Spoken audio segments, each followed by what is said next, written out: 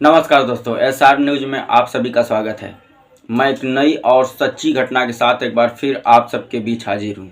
आज की जो सच्ची घटना है, ये एक लड़के और उसकी चाची के अवैध संबंधों की कहानी है, जिसकी खुलासा जब होता है तो ना सिर्फ आसपास के लोग बल्कि पुलिस की टीम भी दंग रह जाती है। हवस के शिकार में जकड़े इस चाची और भतीजे की कहानी एक ऐसे मोड़ पर जाकर के ख़त्म होती है जहां से दोनों का रास्ता केवल जेल होता है और लास्ट में दोनों को जेल हो जाती है। तो ये सच्ची कहानी है। राजस्थान का एक ज़िला है हनुमानगढ़, और उसी हनुमानगढ़ ज़िले में एक थाना क्षेत्र लगता है, तलवाड़ा थाना क्षेत्र। तलवाड़ा थाना क्षेत्र के एक गांव जिसका नाम है सियोदानपुर, उसी सियोदानपुर की ये कहानी है, ये घटना है। घटना की शुरुआत होती है 20 जनवरी 2025 को।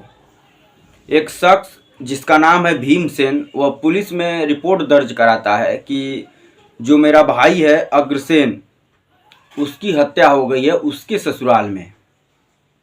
अब जैसे ही वो रिपोर्ट दर्ज कराता है, पुलिस की टीम हरकत में आती है और उसके ससुराल पहुंचती है, तो वहां पर अग्रसेन की वाइफ और उसके ससुराल के लोग जो है चीखते बिलखते हैं।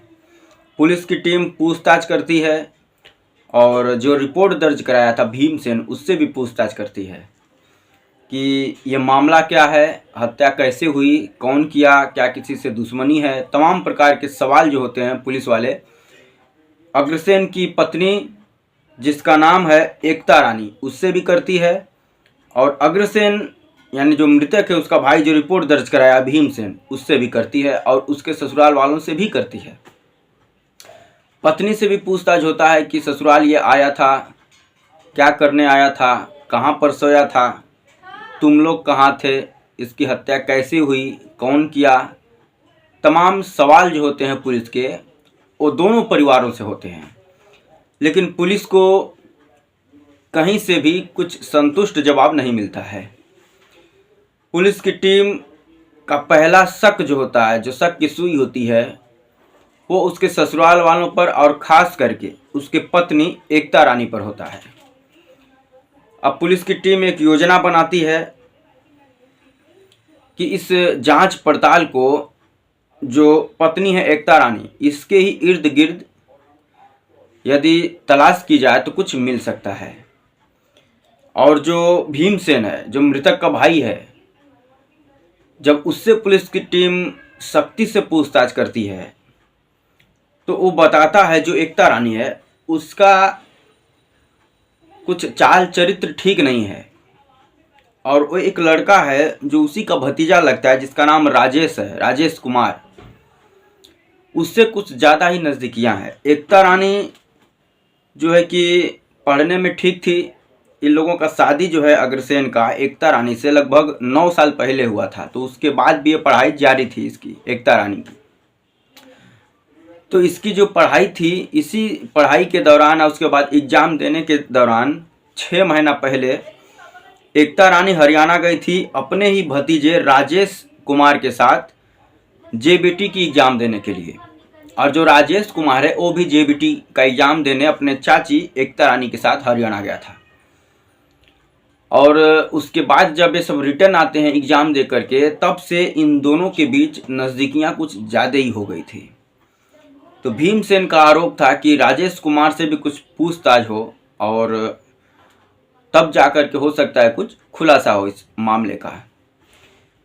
पुलिस की टीम सबसे पहले एकता रानी जो है उससे पूछताछ करती है, और कड़ाई के साथ जब पूछताछ करती है तो ये एक नाम लेती है, नाम उसी भतीजे का लेती है, राजेश कुमार का, जिसके ऊपर सबका शक था, जिससे इसकी नज़दीकियाँ इतना ज़्यादा बढ़ गई थी कि आस पड़ोस में भी इसकी चर्चा होने लगी थी।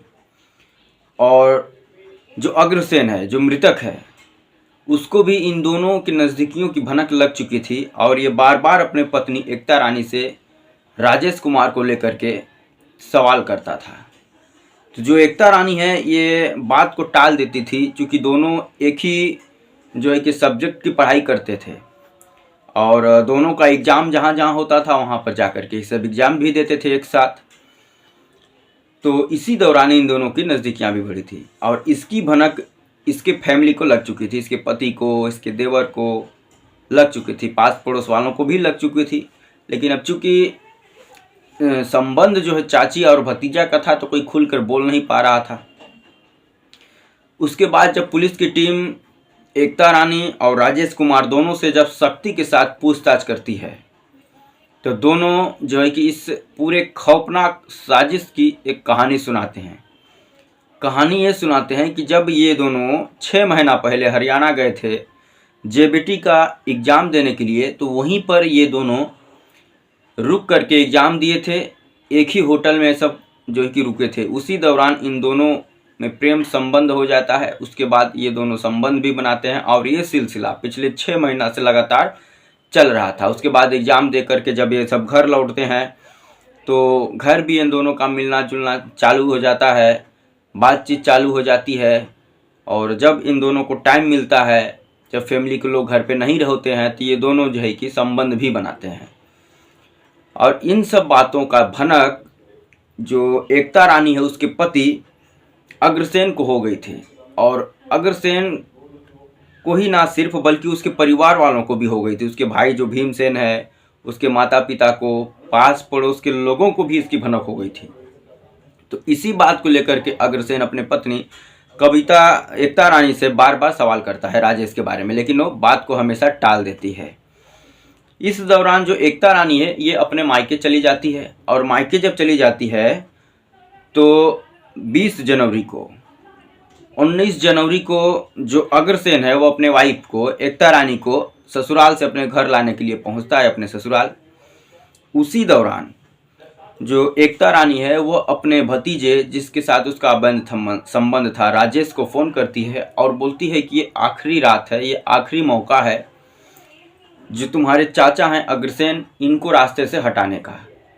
और यदि ये इनको रास्ते से हम दोनों मिलकर हटा देते हैं तो जो हमारे बीच में जो संबंध है, जो हम लोगों की मोहब्बत है, जो प्यार है, ये फिर हमेशा हमेशा के लिए कायम हो जाएगी, बीच में कोई रोड़ा नहीं होगा।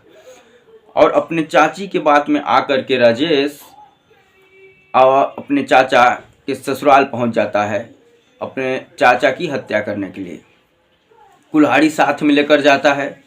सब लोग जब सो जाते हैं रात में तो राजेश जो है पहुंचता है। उसके बाद जो अग्रसेन है इसको अलग रूम में सुलाया जाता है और बाकी के जो परिवार के लोग हैं वो अलग रूम में सोते हैं और जो एकता रानी है जो पत्नी है अग्रसेन की वो भी एक अलग रूम में होती है जो कि टच में रहती है राजेश कुमार के।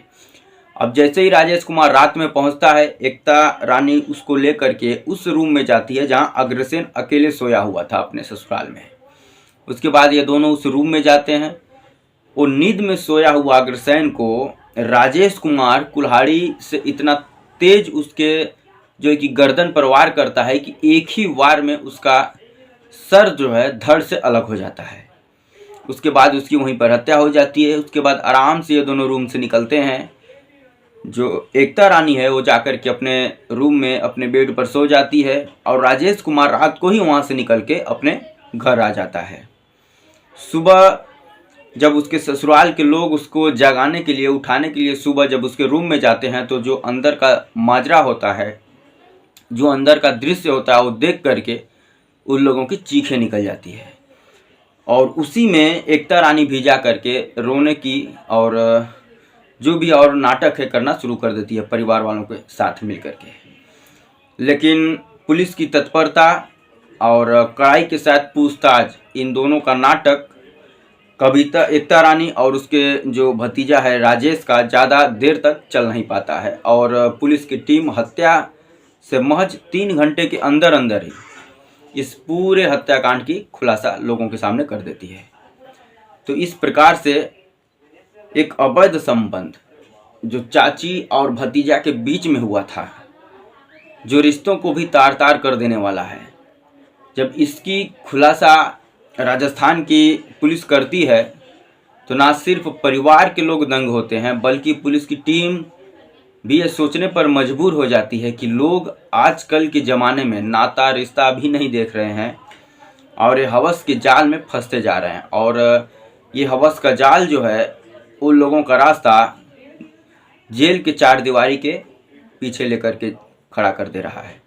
तो इस प्रकार से एकता रानी और उसके भतीजा राजेश कुमार को पुलिस की टीम अरेस्ट करती है, उसी के पति और उसके चाचा की हत्या के जुर्म में, और दोनों को जेल भेज दिया जाता है।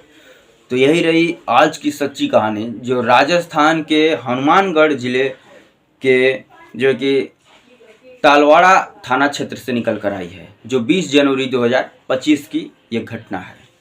तो दोस्तों, आप का क्या राय है इस चाची और भतीजे के अवैध संबंध को लेकर के? कमेंट कर आप ज़रूर बताएं। वीडियो अच्छा लगे तो लाइक कर दें और शेयर करना ना भूलें, और चैनल पर नए हैं तो सब्सक्राइब कर दें। जय हिंद, वंदे मातरम।